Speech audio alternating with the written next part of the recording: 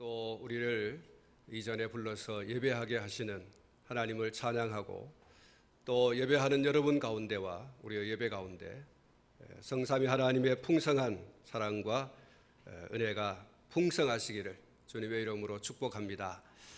오늘 아침 저는 이 본문 말씀을 중심해서 주보에 나와 있는 대로 도액과 아히멜렉 부제를 단다면 에돔 사람 도액 그렇게 부제를 달아서 오늘 말씀을 드리고자 합니다. 특별히 오늘 말씀에서 아히멜렉은 다음 주에 말씀을 드리고 이 도액에 대해서 말씀을 좀 드리면서 그를 통해서 오늘 우리에게 주시는 하나님의 음성을 듣는 귀한 시간이 될 수 있기를 바랍니다. 이 본문 말씀을 보면 에돔 사람 도액이라고 하는 말이 9절과 18절 또 22절에 세 번이나 이렇게 소개가 되고 있습니다. 본문에서 이 도액이라고 하는 이름이 그만큼 주요한 인물로 등장하고 있다라고 하는 것을 반증하는 그런 말씀이라고 할 수가 있는데, 어떤 인물로 소개되느냐라고 하는 게 참 중요합니다. 그는 아주 사악한 인물로 또 간교한 인물로 그렇게 소개가 되고 있습니다. 도액이라고 하는 그 이름의 뜻이 불안이라고 하는 뜻을 가지고 있는데, 정말로 그는 그 이름대로 사람들을 불안하게 하는 그런 사람이었습니다.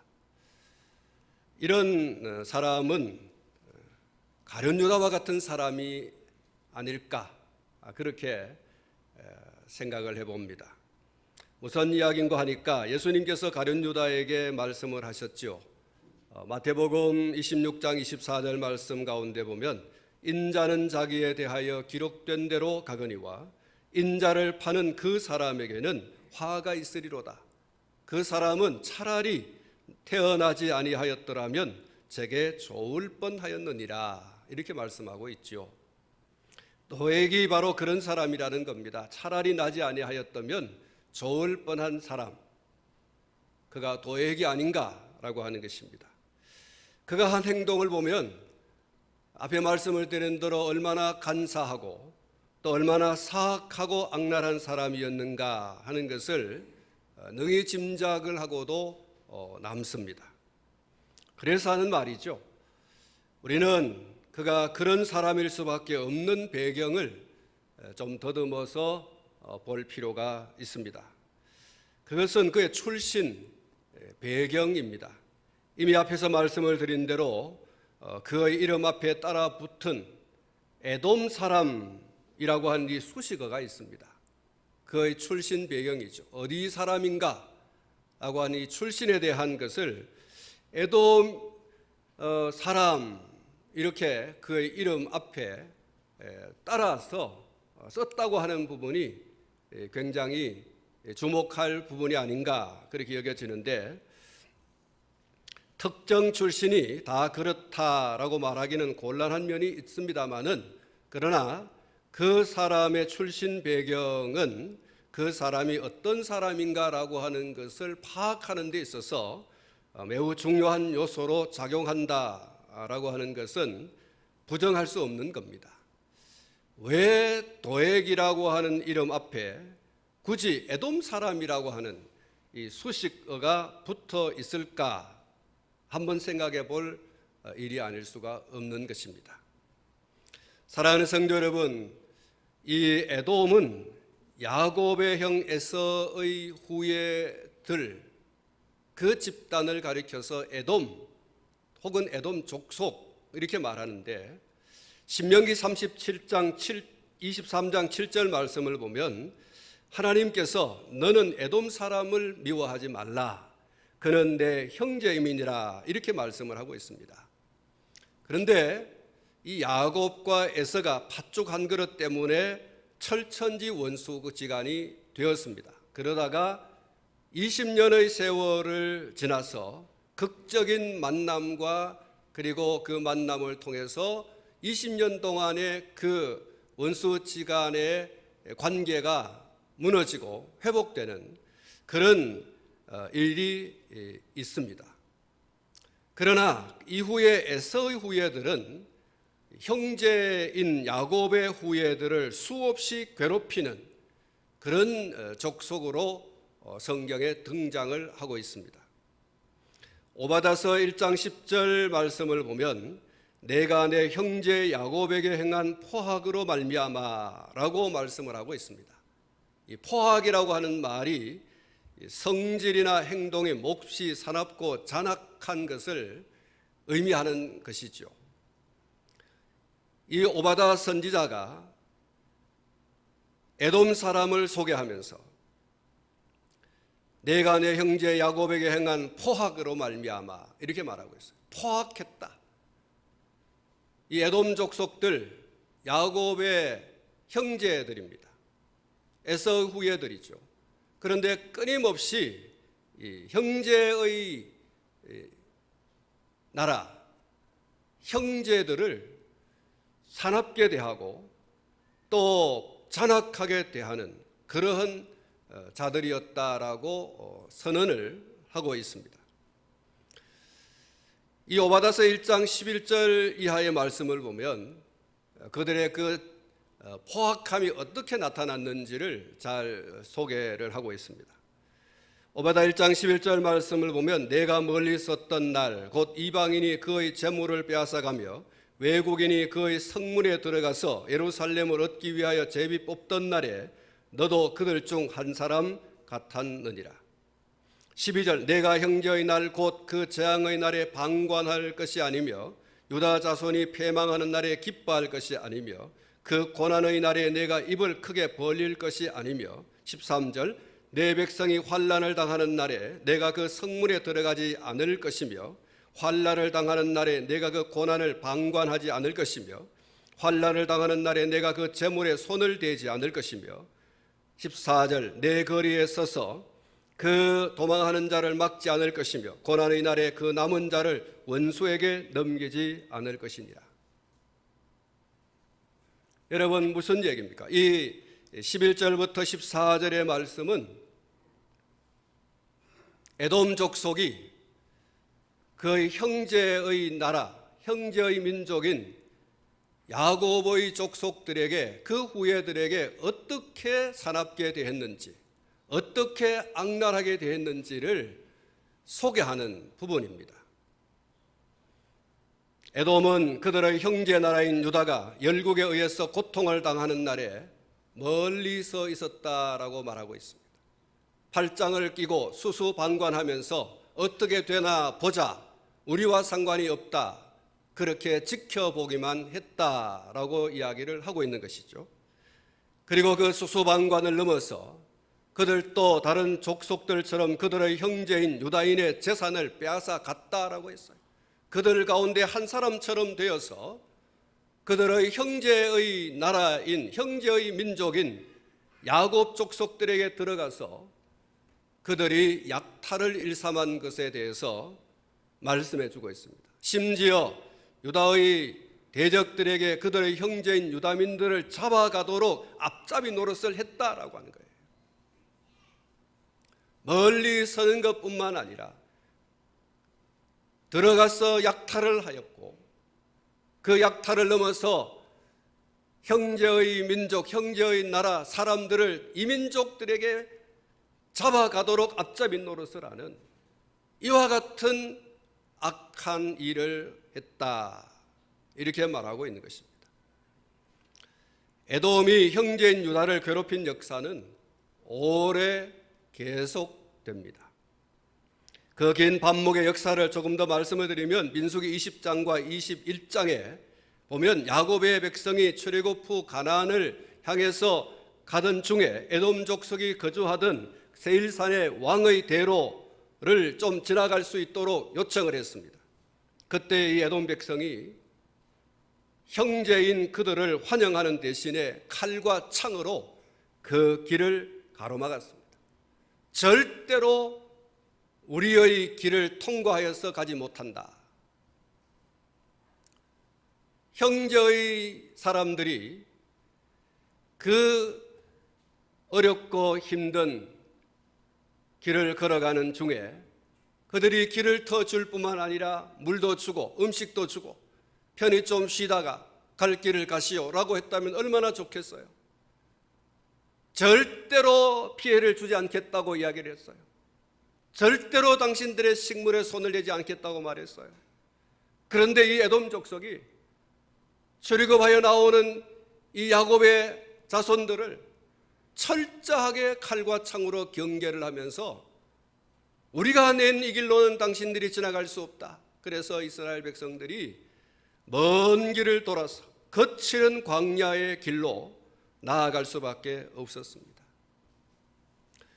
민수기에서 24장 18절 말씀에 보면 모압 왕 발락의 사주를 받아서 이스라엘 백성을 저주하려 했던 발람의 예언 중에 등장하는 에돔은 이스라엘의 원수로 소개를 하고 있습니다.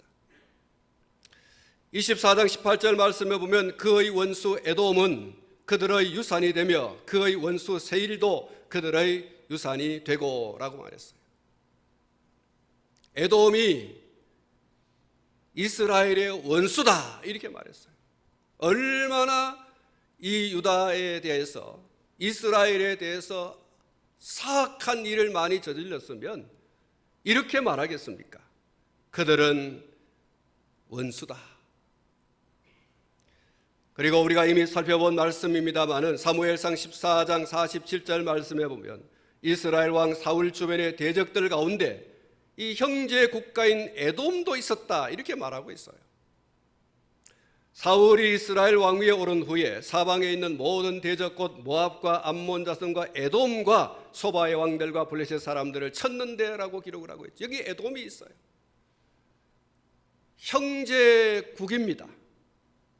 피를 나눈 형제국입니다. 그런데 이 에돔이 이스라엘을 끊임없이 괴롭히는 이민족들과 함께 더불어서 이 형제국인 이스라엘을 대적하는 행위를 하는 그런 것을 그려놓고 있습니다. 열왕기상 11장 14절부터 25절 말씀에 보면 솔로몬 왕 때에는 에돔 사람 하닷이 일어나서 솔로몬의 왕권을 위협하기도 했습니다.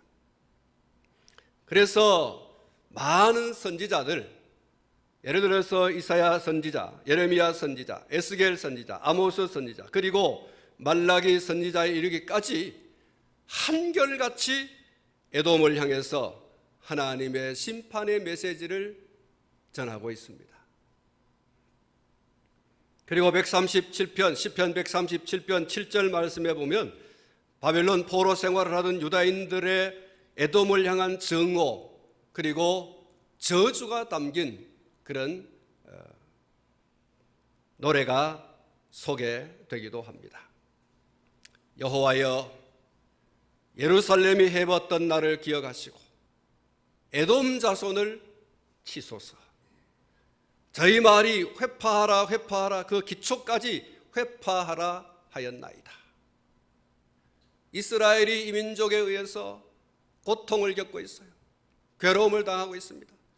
그런데 이 에돔 족속들이 형제 나라가 그렇게 고통을 당하고 있는데 회파하라 회파하라 무너지고 무너지고 완전히 무너져 버려라 없어져 버려라 지구에서 사라져 버려라 이렇게 하고 있었다는 거예요. 그래서 이 유다민들이 포로민으로 붙잡혀간 그 바벨론에서 에돔 자손을 하나님이여 치십시오.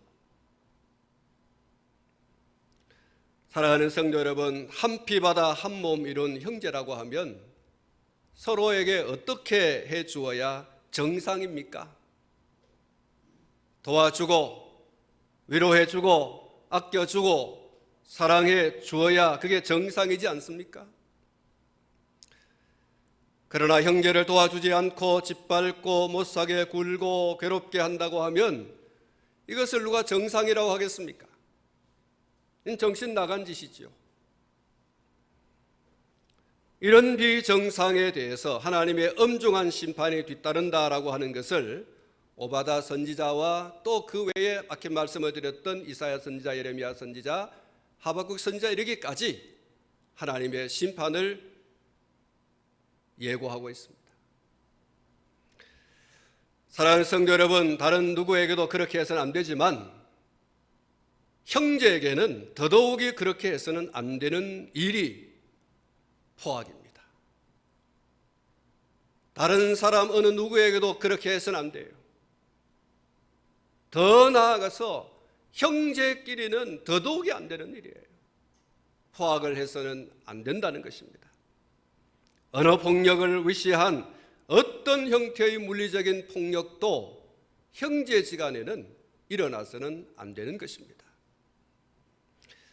하나님께서 예레미야 선지자를 통하여 무엇이라고 말씀했는가 하니까 예레미야서 22장 3절부터 5절 말씀에서 여호와께서 이와 같이 말씀하시되 너희가 정의와 공의를 행하여 탈취당한 자를 압박하는 자의 손에서 건지고 이방인과 고아와 과부를 압제하거나 학대하지 말며 이곳에서 무죄한 피를 흘리지 말라. 너희가 참으로 이 말을 준행하면 다윗의 왕위에 앉을 왕들과 신하들과 백성이 병거와 말을 타고 이 집 문으로 들어오게 되리라. 그러나 너희가 이 말을 듣지 아니하면 내가 나를 두고 맹세하노니 이 집이 황폐하리라. 여호와의 말씀이니라. 무슨 얘기죠? 형제에 대해서 압제하거나 또 학대하거나 무죄한 피를 흘리게 되면 하나님께서 비록 다윗의 후손이라고 할지라도 그 집을 황폐하게 하시겠다. 강력한 경고의 말씀. 다윗의 집이라고 하더라도 피를 나눈 형제에 대해서 학대하고 압제하고 그러면 심판하겠다. 이걸 긍정적으로 이야기하면 형제끼리 잘 지내라 이런 얘기 아니겠어요? 한 피바다 한 몸을 이룬 형제끼리는 화목하고 그리고 또한 친밀한 그런 관계를 유지하고 살아야 된다. 그렇지 않으면 내가 용서하지 않겠다. 이런 강력한 경고의 말씀을 하고 있는 것입니다.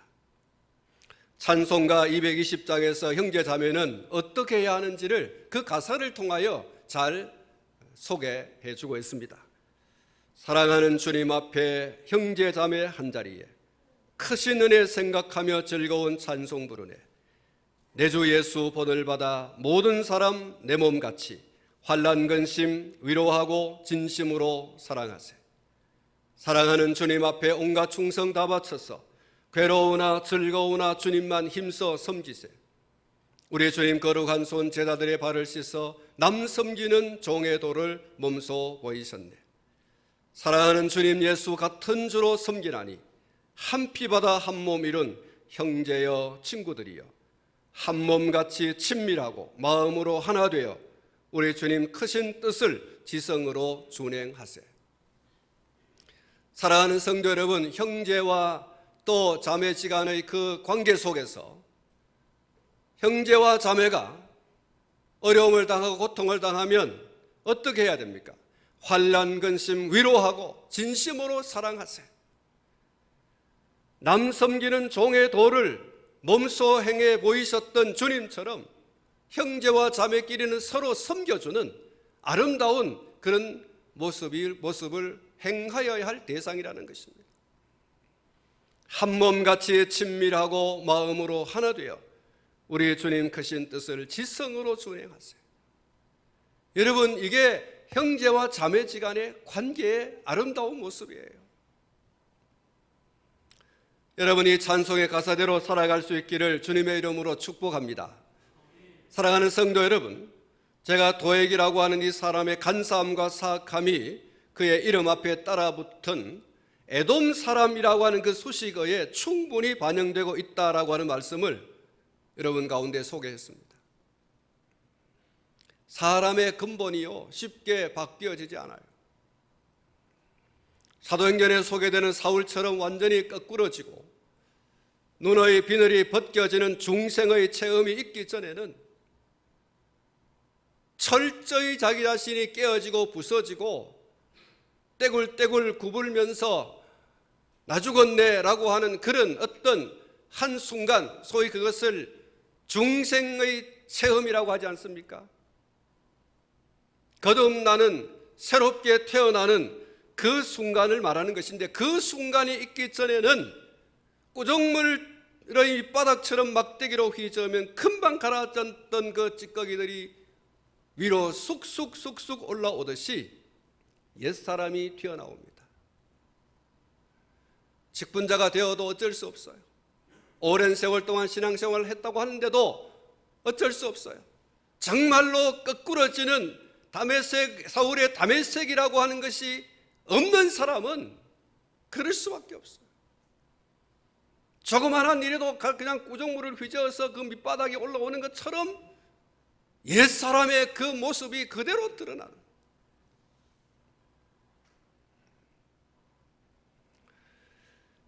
옛날 조폭 생활을 하던 사람이 목사가 되었어요. 불쑥불쑥 그때의 말과 행동이 나타날 때가 있어요.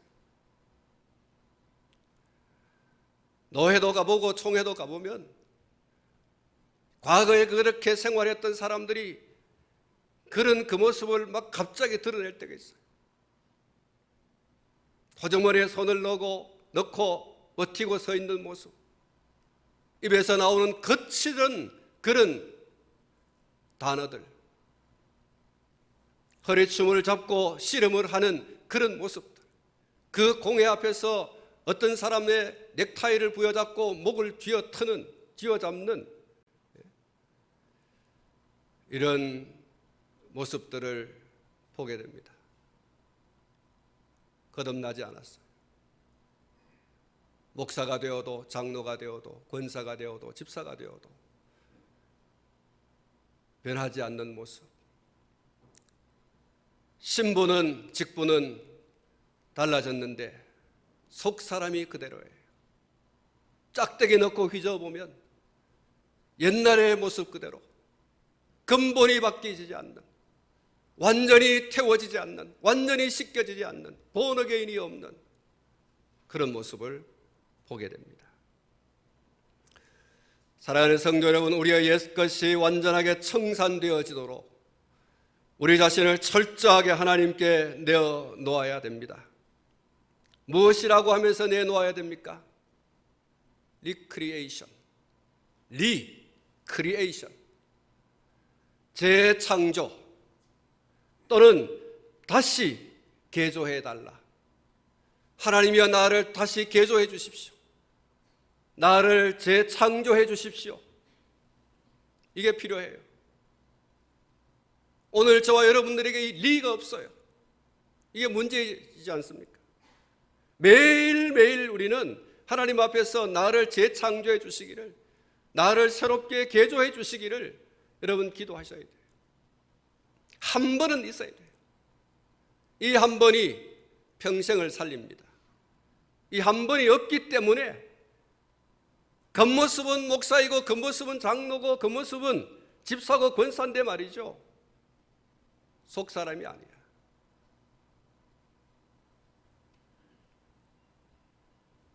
찬송가 332장의 가사처럼 기도해야 됩니다. 나 행한 것 죄뿐이니 주 예수께 비옵기는 나의 몸과 나의 마음을 깨끗하게 하옵소서. 내 어두운 눈 밝히시니 참 기쁘고 고마우나 그보다 더 원하옵은 정결한 마음 주옵소서. 정결한 마음 그 속에서 신령한 빛 비치오니 이러한 마음 나 얻으면 눈까지도 밝으리라. 못된 행실 다 고치고 죄질 생각 다 버려도 주 앞에서 정결타고 자랑치는 못하리라. 물 가지고 날 씻든지 불 가지고 태우든지 내 안과 밖 다 닦으사 내 모든 죄 멸하소서. 할렐루야. 내 안과 밖 다 닦으사 다 태워주사 정결하게 하여 달라고 하는, 이게 오늘 저와 여러분들의 기도 제목이어야 하지 않겠습니까? 사랑하는 성도 여러분, 도액이 어떤 경로를 통하여서 이 유다의 백성처럼 살아가고 있는지 모르겠어요. 어떤 경로를 통해서 그가 사울의 목자당이 되었는지 알 수 없어요. 겉모습은 목자당이에요. 겉모습은 이스라엘 사람처럼 되었어요. 그런데 그는 여전히 에돔 사람이었어요. 성경이 그렇게 말하고 있어요. 여전히 그는 에돔 사람이다. 달라지지 않았어요. 그 포악함이 여전히 그의 속에서 도사리고 있어요. 그것이 순간순간 그렇게 나타나고 있어요. 사랑하는 성도 여러분, 오늘 이 본문에 보면 사울이 그러지 않습니까? 내가 너희들에게 제사장도 너희들에게 이렇게 백부장도 세워주고 천부장도 세워주고 다 내가 그렇게 베풀었지 않느냐. 먹을 것도 주고 입을 것도 주고. 여러분, 이 사울이 말하고 있는 말을 뒤집어 보면 그런 거예요. 내가 그렇게 다 너희들 먹고 입고 마시고 떵떵거리며 살 수 있게 해주었는데 어느 한 놈도 내게 다윗이 지금 나를 대적하고 나를 어떻게 끌어내리려고 하는 이와 같은 작당을 하고 있는데 말해주는 자가 없다라고 말했을 때 아무도 얘기 안 했어요. 그런데 이 도액이 얘기하지 않습니까? 소위 기회 포착을 하는 거죠. 내가 이 순간에 튀어나가서 이 말을 하면 사울이 나를 어떻게 생각할까? 충성된 자로 여기지 않을까? 여러분, 사울이 아히멜렉과 그 제사장들의 말을 듣고 저들을 다 죽이라고 할 때 아무도 싫어했다 그랬어요. 그런데 이 에돔 사람 도액이 말이죠, 군사를 이끌고 가서 85명의 제사장들을 다 죽여버립니다. 이 간사함과 이 포악함, 이것이 도액입니다. 그래서 그의 출신 배경인 에돔 사람이라고 하는 것을 절대로 뺄 수 없는 사람, 포악의 족속, 도액이라고 성경이 말하고 있는 것입니다. 겉모습은 사울의 목자장이에요. 겉모습은 유다인이 되었어요. 이스라엘 사람이 되었어요. 그런데 리크리에이션이 없어요. 재창조가 없어요. 개조되지 않았어요. 거듭나지 못했어요. 언제나 도사리고 있는 구정물, 휘저으면 쑥 올라오는 에돔 족속의 그 포악함이 잔재해져 있는 사람, 도액. 오늘 이 시간에 옛날의 그 생각을 씻어내는 시간이 되기를 축복합니다. 오늘 이 시간에 옛날의 그 말을 태워버리는 그런 시간이 될 수 있기를 축복합니다. 오늘 이 시간에 옛날의 그 습관과 일체의 행동을 끊어내는 그런 시간이 되시기를 축복합니다. 물 가지고 날 씻든지 불 가지고 날 태우든지 내 안과 밖 다 닦으사 내 모든 죄 멸하소서. 나를 재창조해 주세요. 나를 개조해 주세요 라고 하는 이 기도가 오늘 저와 여러분들의 기도가 되기를 축복합니다. 그래서 나 이제 주님의 새 생명 얻은 몸, 옛것은 지나고 새삼이로다. 그 생명 내 마음에 강같이 흐르고 그 사랑 내게서 해같이 빛난다.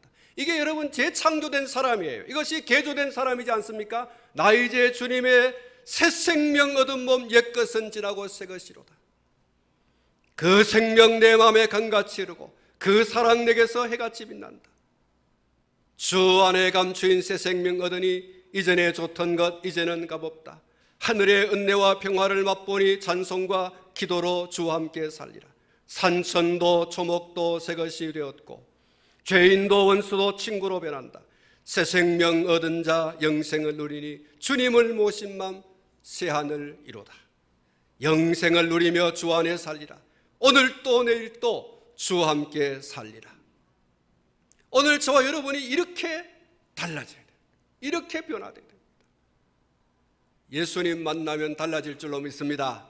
하나님을 만나면 달라질 줄로 믿습니다. 이 변화된 모습이 우리의 모습이어야 됩니다. 그래서 다시 한번 오늘 저와 여러분들이 기도해야 될 것은 내 안과 밖 다 닦으사, 내 안과 밖 다 닦으사, 물 가지고 씻든지 불 가지고 태우든지 새롭게 하여 주십시오. 새 사람 되게 하여 주십시오. 사랑하는 성도 여러분, 예수 믿는 오늘 저와 여러분, 오늘 우리의 생각이 어떤 생각으로 가득 차 있는지, 오늘 우리의 말하는 것이 어떻게 달라져 있는지, 오늘 우리의 행동이 어떻게 달라져 있는지를 한번 돌아보는 시간이 될 수 있기를 바랍니다. 과거의 예수 믿기 이전의 모습, 아니면 지금 예수 믿지 않는 사람들의 모습이 내 속에서 그냥 막 쏟아져 나온다고 한다면 정말 철저하게 기도해야 될 거예요. 주여 나에게도 다메섹을 주세요.